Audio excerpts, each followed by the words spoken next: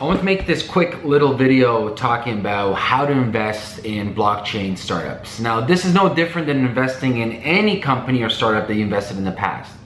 So what's been happening lately is a lot of people have been asking me, what is my strategy for investing? What is my strategy for trading? I just want to state a couple of things before we begin. I'm not a trader.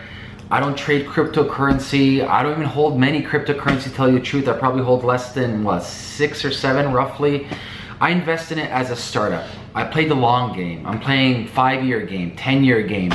No different if you invest in any startup. It's tied in a term sheet.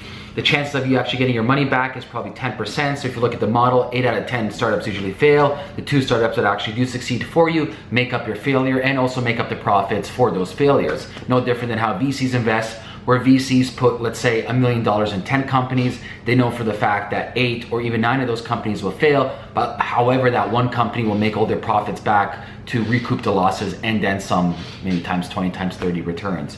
So basically what I'm gonna be guiding you through in this video is just basic philosophies when it comes to A, understanding how a startup should be built, and B, what to look out for. So there's 2 books I wanna use as resources for this. Book A is Running Lean, one of my favorite books for building any startup.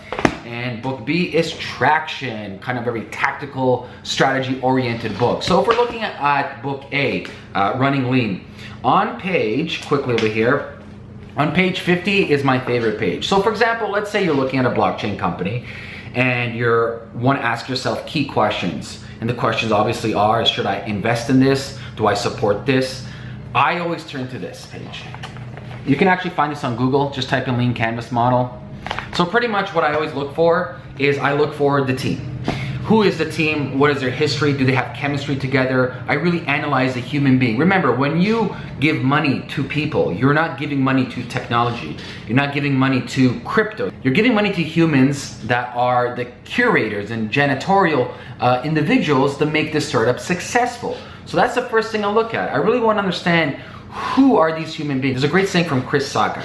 So Chris Sacca, probably one of the most, if not the most successful VC in Silicon Valley, he states this: I always ask myself this question, is this an individual I can go out to dinner for the next 7 years with? If you want to invest in something for a big position, do you see yourself sitting down with the founders and having dinner with them for the next 7 years? If the answer is no, then your relationship might not be the best. Now, that's not to say the company won't be successful. It all depends on how risk averse are you, what type of ethics you have, what type of morals you have, what type of philosophy and ethos you have when it comes to investing in, say, different companies. Okay, so that's the first thing, looking at the team.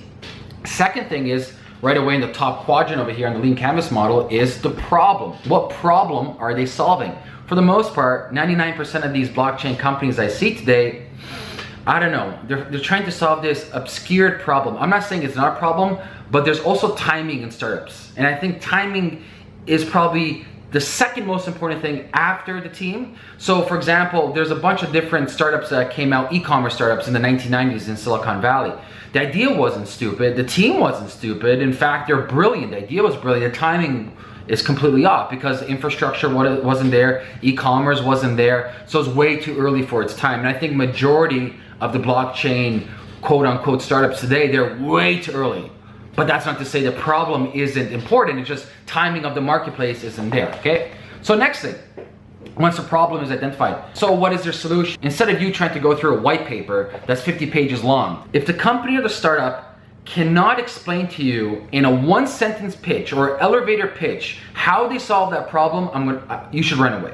If you have to go through 50 pages of white paper jargon to just get an answer to 1 sentence, they don't know what they're talking about. So always ask yourself, okay, they've stated a problem and you understand it. Now what is the solution? How are they solving this problem? And if they can state that problem to you in the most simplistic way possible, as Einstein always states, if you can't explain it to a 6-year-old, you're not a good teacher. So if they can't explain to you how they're solving the problem, how the hell are they gonna explain their startup to the whole world? They're not, okay?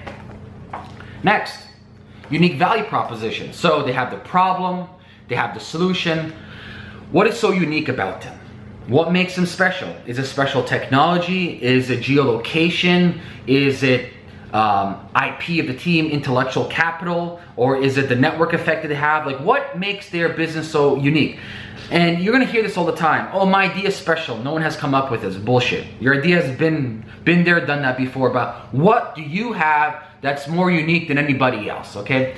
I'm not gonna go through all of this because there's a bunch of different quadrants, but I do recommend that you get this. Like I said, you can get the book. I recommend reading the book. If you don't want to get the book, you can just go on Google and type in lean canvas model, but go through every single quadrant. And that's kind of like your checklist manifesto. That's another great book. That's kind of like your checklist to ask yourself questions, and also to ask the founders the questions and ask the community over there the questions. If they can't articulately answer these questions in plain English that you and I can answer, you need to second guess what they're doing. So moving along to the second book, Traction. This is more tactical. So let's say once they're bypassed this filter, great team, great timing, understand that, the leverage that they have. You now want to see their roadmap. And the roadmap is simple. They can create, for example, a 3-month roadmap. They can create a 6-month roadmap. They can create a 12-month roadmap. What's really good about this book is most startups, even if they give you a roadmap, it's hard for people to comprehend what that means. So for example, let's say, hey guys, we're gonna do marketing for 3 months.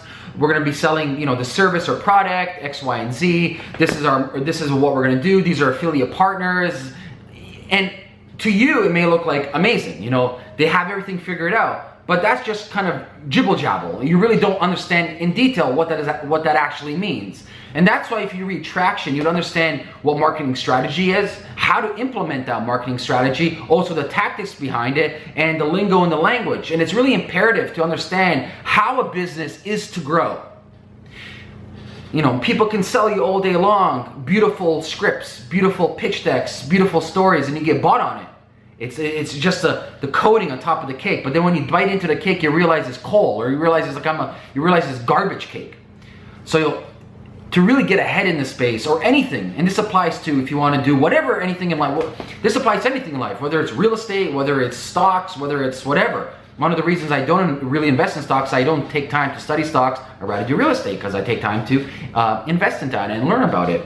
So Traction's a really good book. Combine these together, and they can really help you to really invest in blockchain companies and any company in general, to really get in the mindset of understanding how an ecosystem of a startup should be created and scaled up, okay? If you guys have any questions for me, leave a comment below this video. And like always, if you find value in this video, share this video with your friends, and I'll talk to you guys soon. Peace.